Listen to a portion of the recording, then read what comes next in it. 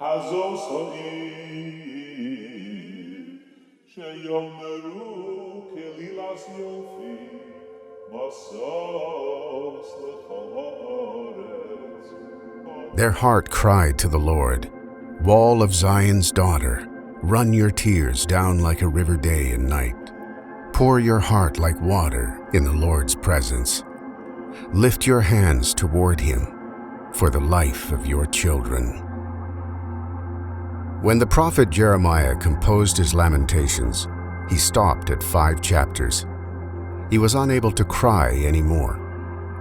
But after the sheltering spiritual walls of Jerusalem were in ruins, Jeremiah's people, year after year, added chapter after chapter to his book of lamentations. And now, this book has grown too thick and too heavy. In the following film that no one should have had to make, 4 new chapters that no one should have had to write are added to this thick, heavy book. Where is comfort to be found? The spiritual walls of Jerusalem, which once offered shelter, are still under construction. Jeremiah's people continue to live in a state of vulnerability to the enemy who shoots to kill. But each of these 4 stories tells us, shows us what it means to build.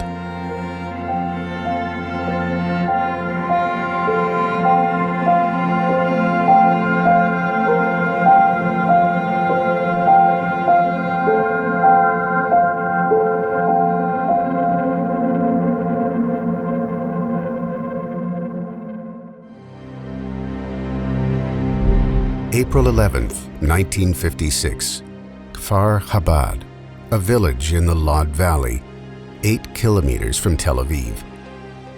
It's a Wednesday evening in the synagogue of a small local vocational school. 46 students between the age of 9 and 16 have gathered for the evening prayers. They have just finished reciting Shema Israel. Listen, Israel, Hashem is our God. Hashem is one. 2 armed Palestinian terrorists enter the synagogue. They open fire.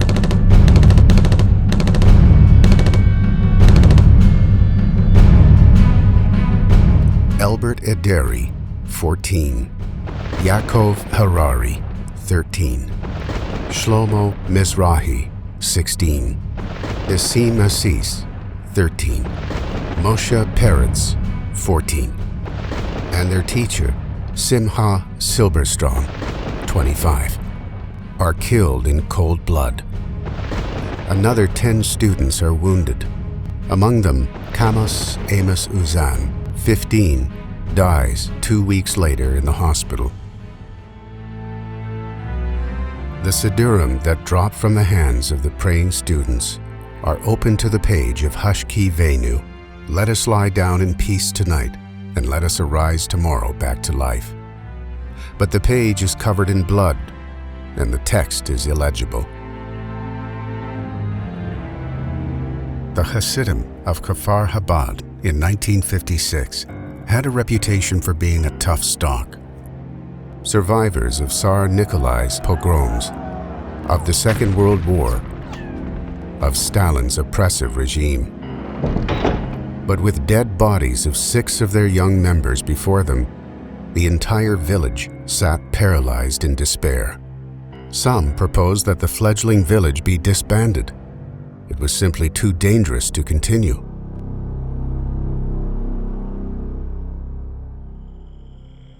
Kobi was killed with Yosef Ishran. Yosef was 14. They were 2 friends. They just went hiking in the wadi, and they were met by terrorists who beat them to death with rocks.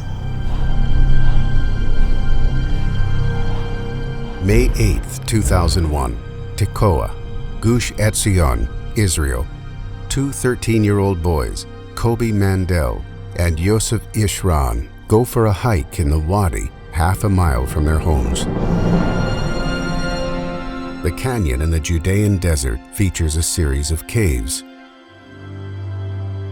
The dead bodies of Kobi and Yosef are found in one of these caves. 5 Arabs had trapped them there and beat them to death with rocks. The boys were identifiable only by their dental records. It was 7:30 in the morning here, which would be night in Karachi.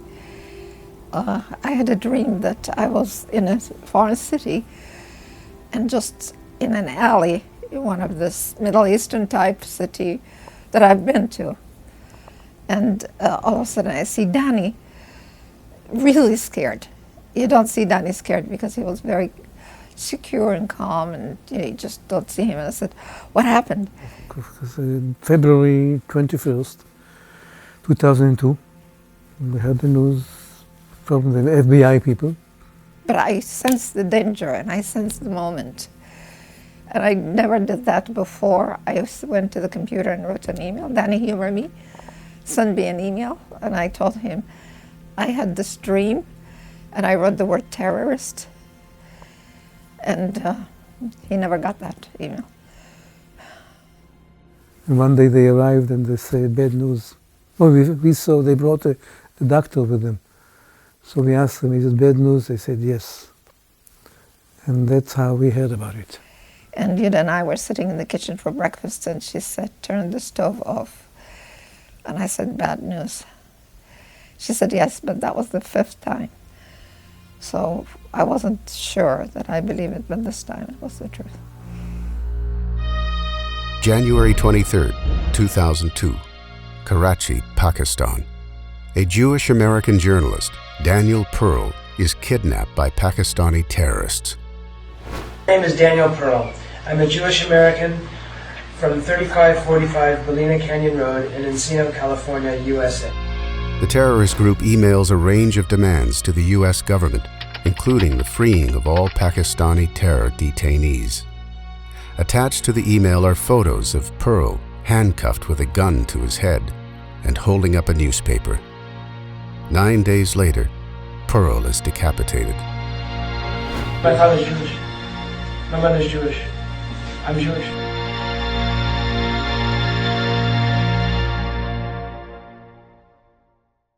They put us on the phone with the American consul in Karachi. And he told me personally the fact that they received the video and Dan is dead. He also told me the last sentence that he said, his last words. Don't ask me how I felt. You can imagine. I tell you how I felt.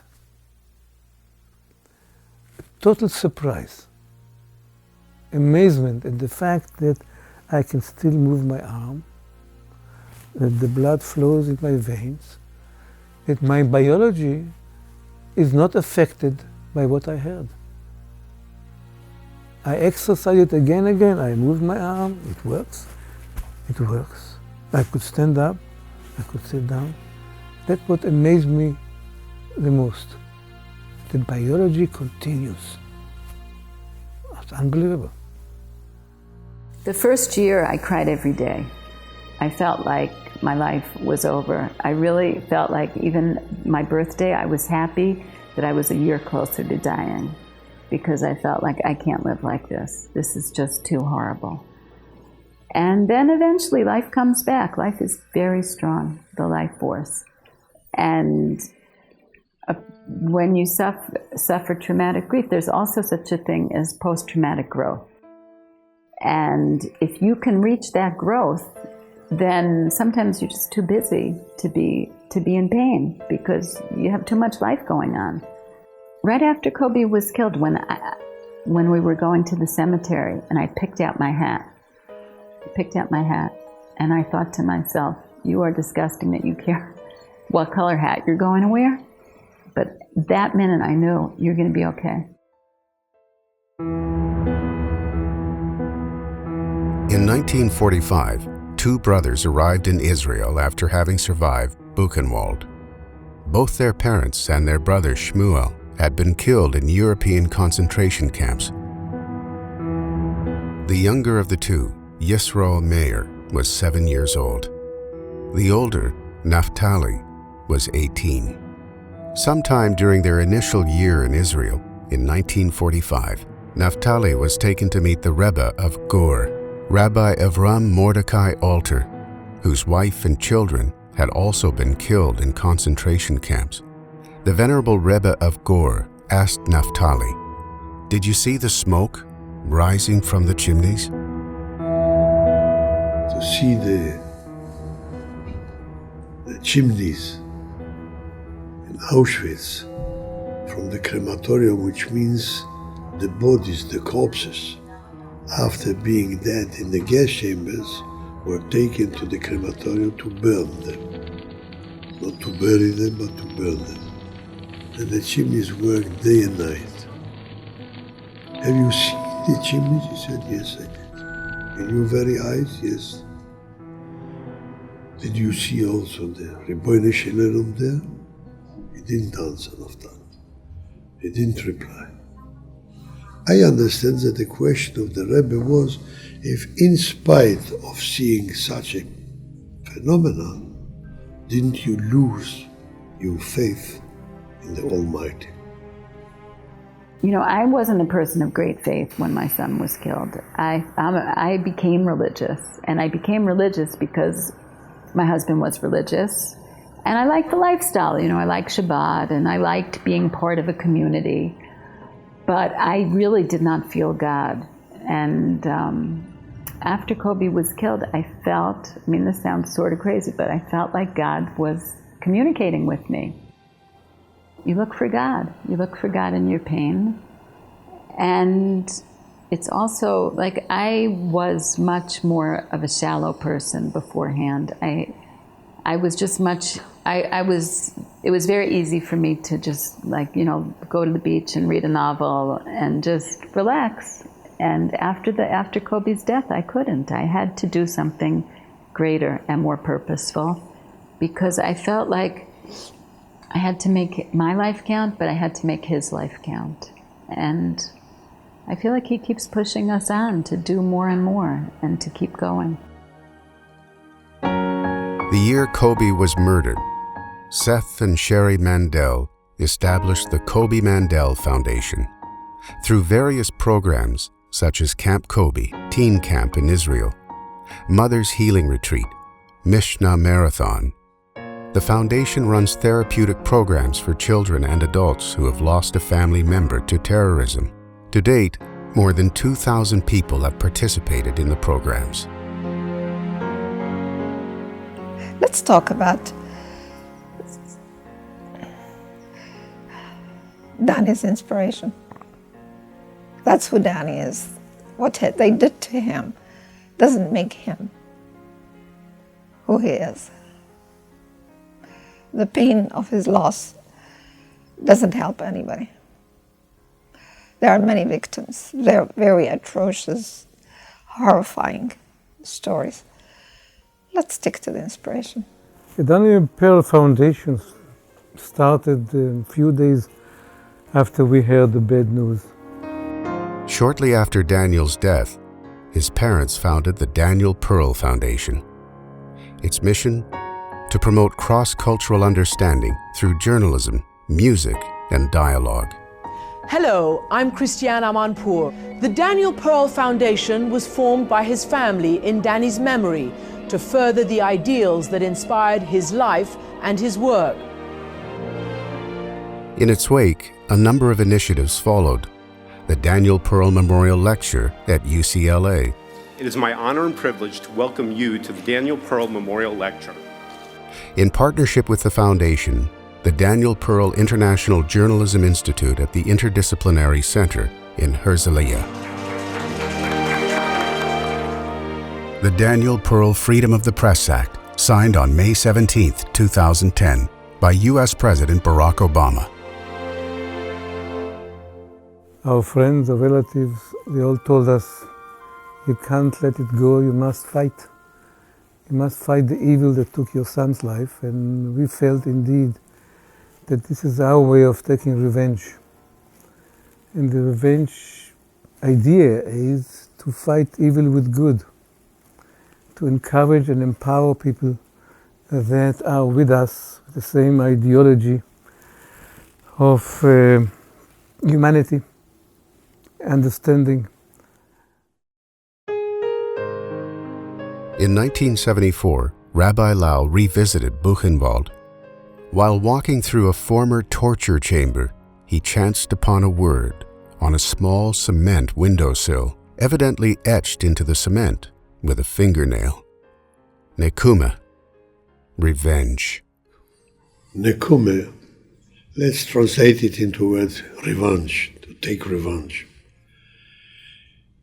There is very many meanings. What is nekume? What is a kind of a revenge?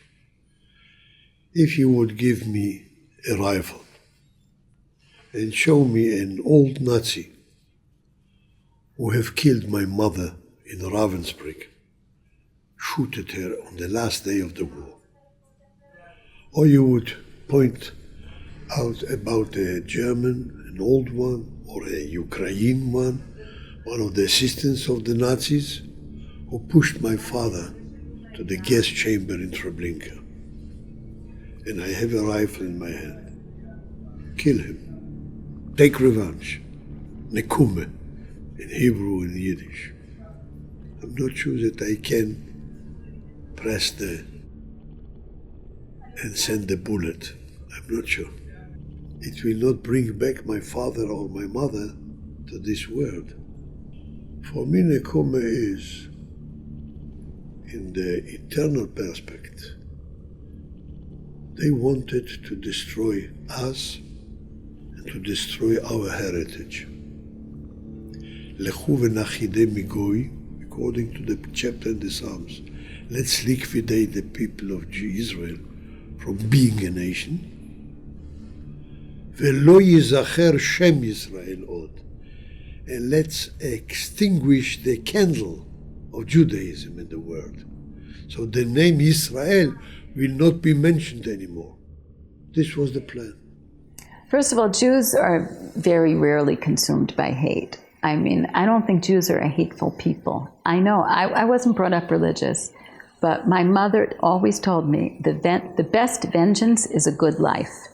And Jews are just trained to look at the blessing.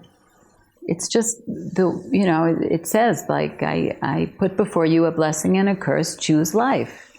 L'chaim, like, we are a life-based religion. So there are, exceptions, but most Jews just move toward life.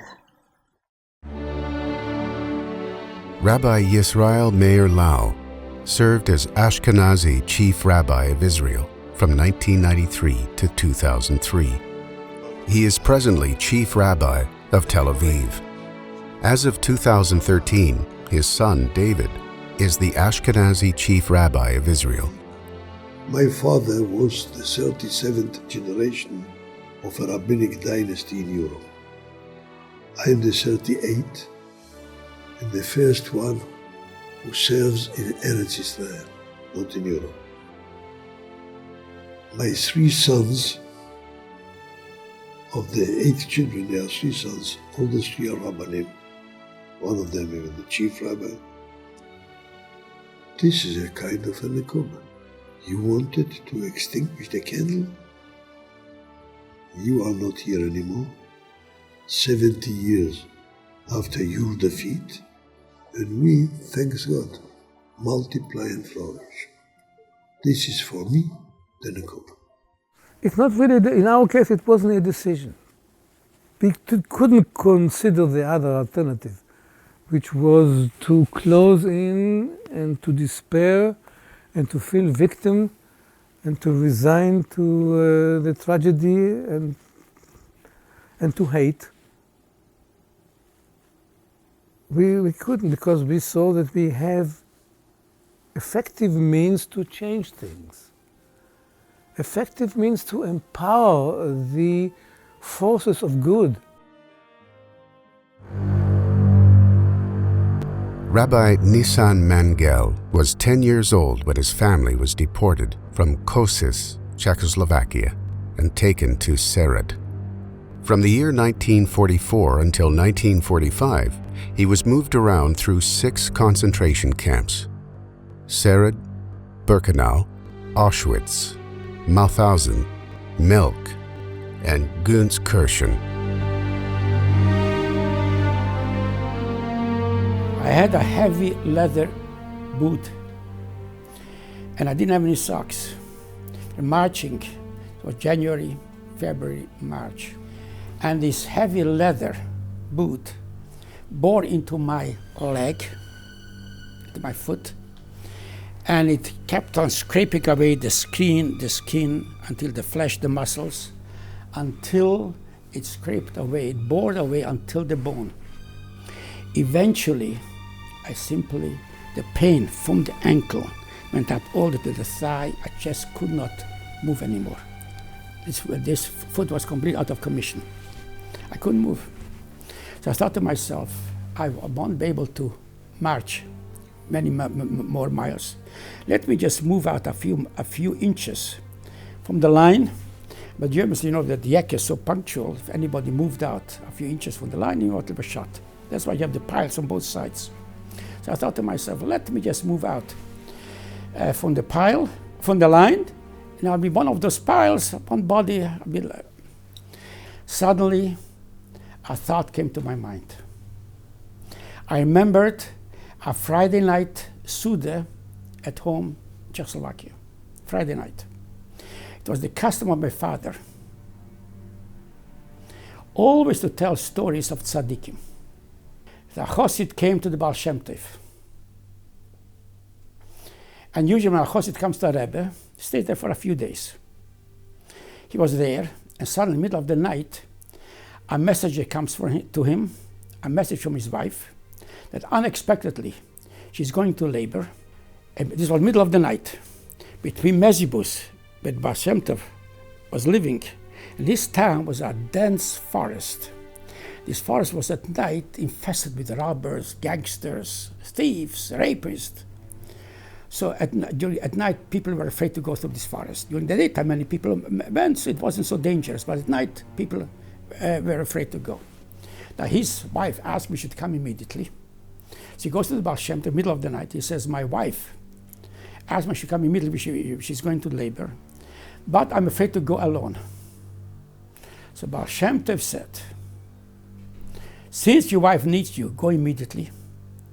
Insofar as you say that you are afraid to go alone, a Jew never goes alone. You understand what Baal Shem Tov meant?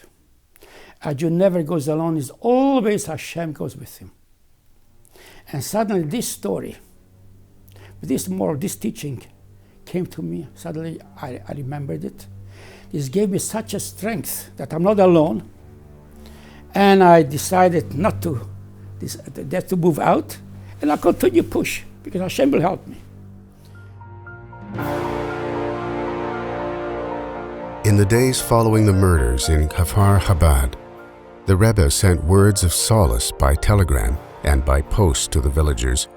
Immediately following the Shiva, a long message from the Rebbe arrived, containing the following words: I strongly hope that with the help of Hashem, who guards with a wise eye and oversees with personal supervision, you will overcome every obstacle, strengthen both personal and communal affairs, and expand all the organizations in quantity and quality. 3 words stood out from all the communiques, as if summing up the Rebbe's essential message. In continuing to build, you will be comforted.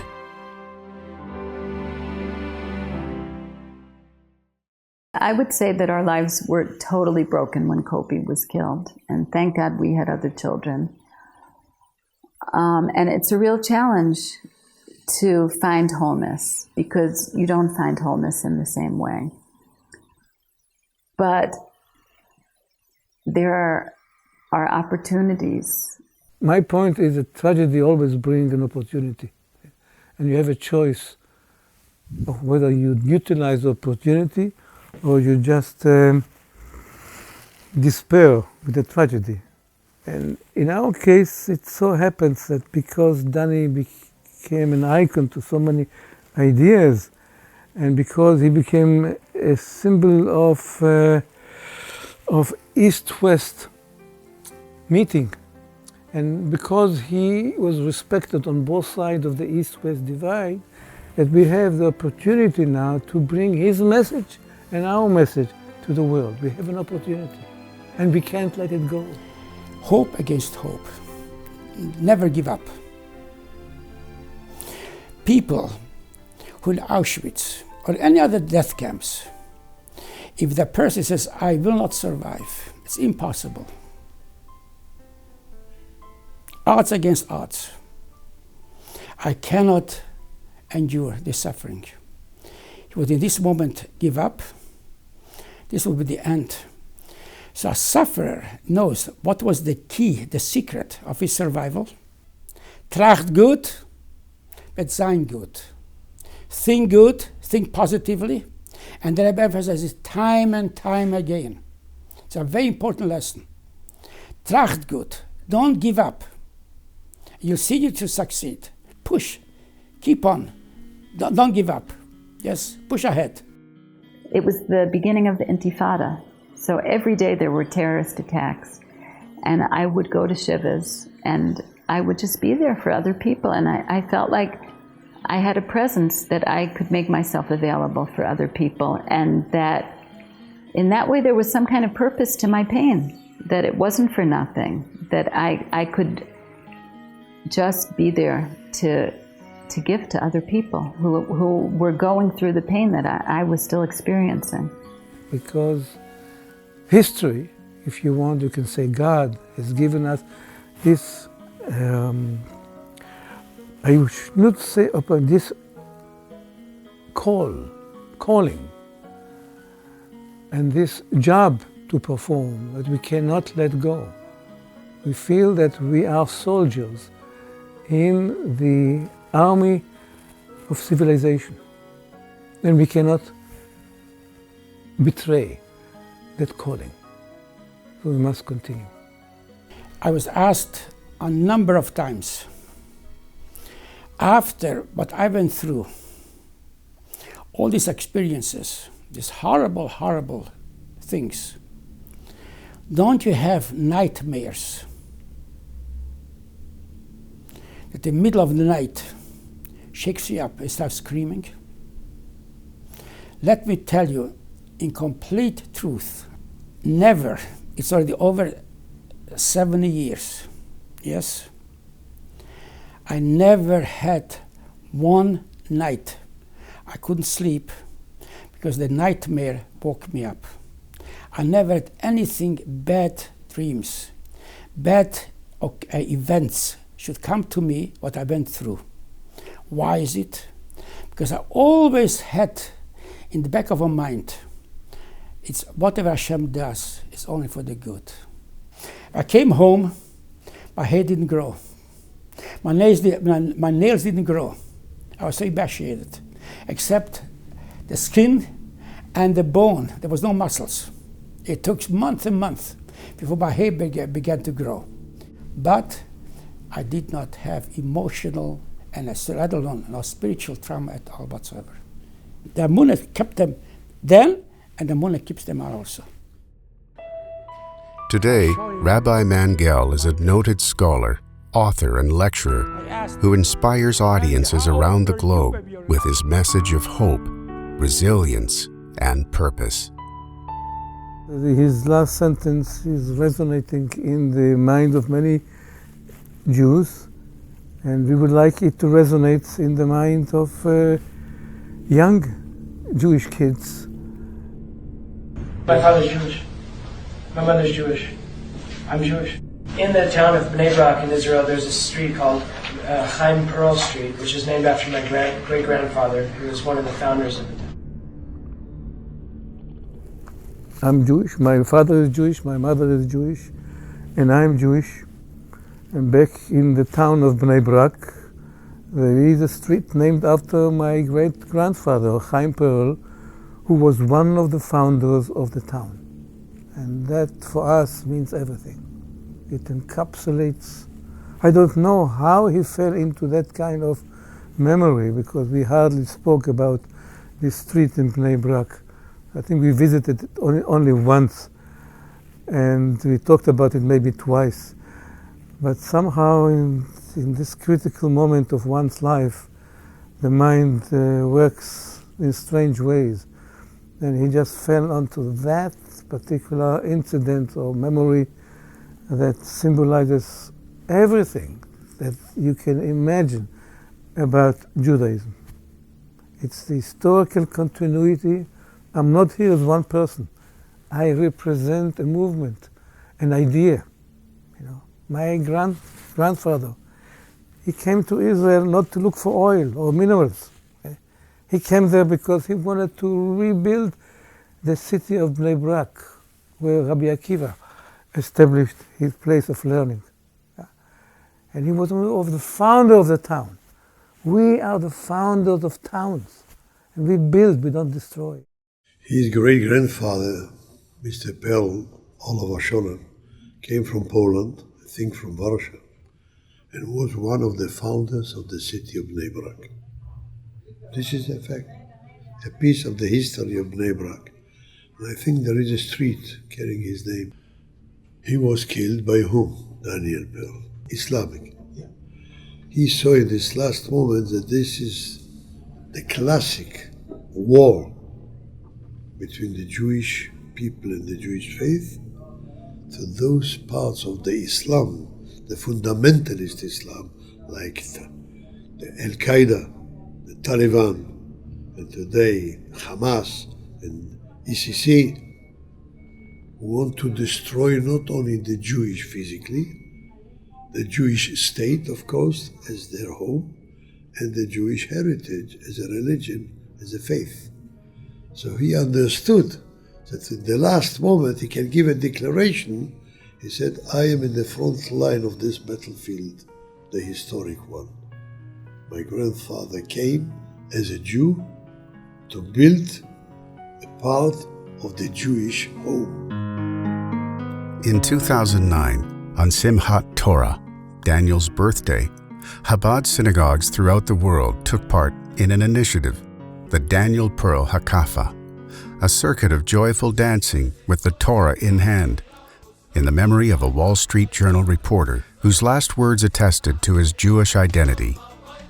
We have a Simchat Torah, we have a Hakafot anyhow, and we are dancing anyhow and singing. It would be great if we dedicate one of the Hakafot to Daniel and to his last stand for Kiddush Hashem, and what it means to us, what it means to Jewish kids. And I insisted on that the Jewish kids must know what he stood, that one of them stood there in Karachi facing the weapons of those terrorists and said, I'm Jewish. You can jump all over the place, but I'm Jewish. And I'm not saying it in defiance, I'm saying it because it's a fact. Like 2 and 2 is equal to 4. And if you have any problem with that, you have to cope with it. It's your problem. That was his stand. And that's the kind of resiliency we would like to impart to Jewish kids. I feel that Kobi's vision lives on because he knew that being a Jew and living in Israel was the most important thing for a Jewish person, and being connected to Torah and learning, because he loved learning, he loved Gemara. And I think that continues because every time that we talk, I almost always say that Kobi was killed for being a Jew, and that the most important thing that people can do in response to that is to become more Jewish. We are the builders in the world. We build towns, and we don't express our grievances in violence, but in building towns and building countries. That's who we are. That's perhaps one idea that subconsciously came to his mind. In the winter before the attack, the Rebbe had encouraged the expansion of the vocational school. Following the attack, the Rebbe urged that the expansion be broadened and accelerated. After 30 days, a groundbreaking was held for a major expansion. A large campus with multiple buildings for a variety of vocational schools would be built where children from disadvantaged families would be schooled and trained. Not long thereafter came the holy day of Shavuot, during which the Rebbe announced to his Hasidim that they should enlist for a special mission to Israel, a special shlichus. 12 young men were selected. With a strong sense of the sacred profundity of this mission, these 12 young emissaries traveled to Kfar Chabad and throughout Israel to offer words of encouragement, to give public addresses in classes, and to personally embody the message of the Rebbe. This mission proved to be a watershed moment in the history of Habad Shlichus, a key step in the Rebbe's mobilization of an army of kindness.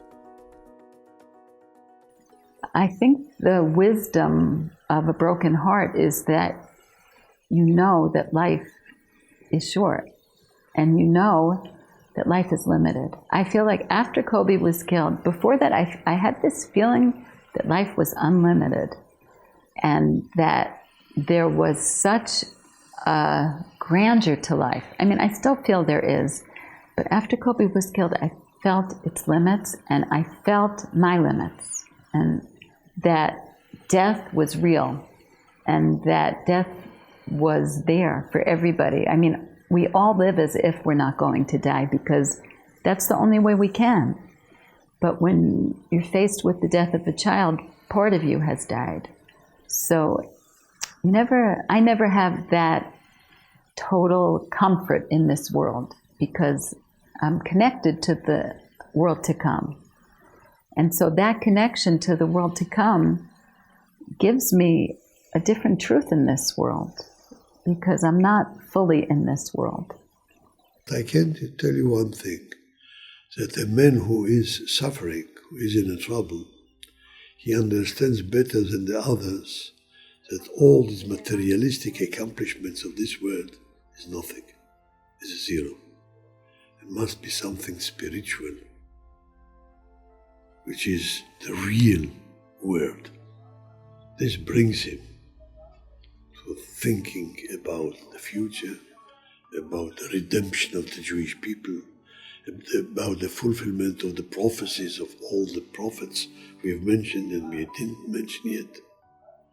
Because he is in such a situation that he understands that in God we trust, but not the dollar is the God.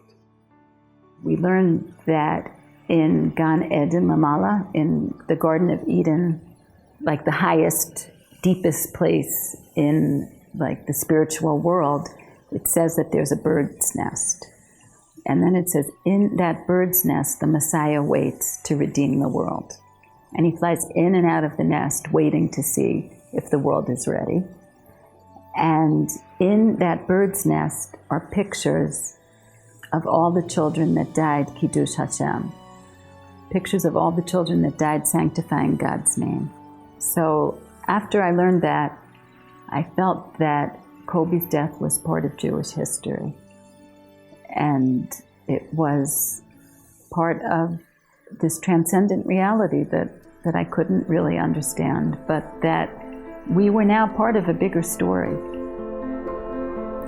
A prophet among the exiles in Babylon, Ezekiel comforts his people with the Messianic promise, the Messianic vision of a new heart. Liv Hadash. A man, a woman, a human being of flesh and blood can only manage so much by way of repairing a broken heart. But with God, promises Ezekiel, with God, all things are possible. God brings the dead back to life. God replaces the broken with the new.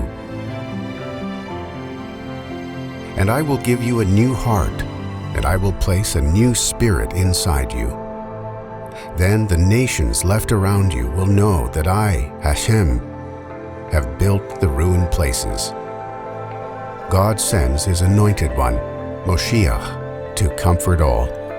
Of us, all that is asked is that we continue building, deed by deed.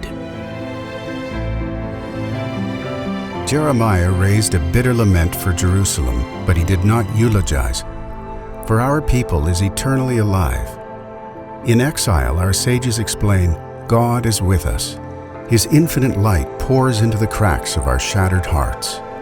Individually and as a community, we are empowered to clear away the darkness by building a brighter universe. At a Log Bomer parade outside Habad World Headquarters in 1984, the Rebbe assured thousands of assembled youths that God has always been at our side and always will be. To know this, to be comforted and strengthened by this assurance, is what will take us through the final days of exile into the age of Mashiach, the era that knows only goodness. Sagt Reb Shimon Beyechoi, as kol mokim shegolu shchinu imohem, as nie der Pshat chas v'sholem, as Yid gefindt sich in Golus, und der Eibischter gefindt sich in sein Palace in den Himmel und guckt zu von eben, was tut sich mit der Jiden unten und gibt ein Braches, sagt Reb Shimon Beyechoi, nie das in der Ruftu. Der Ruftu ist, dass der Eibischter gefindt sich, und dort, wo sie gefindt sich, jeder Rieb. Und bis Yid gefindt sich in Golus, ist China im Moher. Bis Jiden wird eng, nachmals der Mine von Golus, zieht es wird der Engkeit in Ruchnis, oder a viele Begashmius, ist auch damals sagt der Eibischter, als hat dieselbe Leiden, mit derselbe Schwerkeit, mit derselbe Engkeit, wo das ist Torah von Akiden, Begolus, wo der Funde sich verstandig, auf wie viel man hat das Jura, die Hilfe von den Eibischten, auf überkommen die alle Schwierigkeiten, worin der Eibischter sich qua Jochla reingestellt, als hat dieselbe Schwierigkeiten und war fahre doch verstandig die Stadlos von den Eibischten, aber die Gejule soll kommen, was früher. Sie darf aber sein, bechol zur Rossom Leitzor, das soll eng machen, echet Jiden, als soll schreien ad Mossad, wenn sie kommen die Gejule, und der Eibischter wird Ares von Golus, und mitnehmen mit sich, und alle Jiden werden Ares von Golus.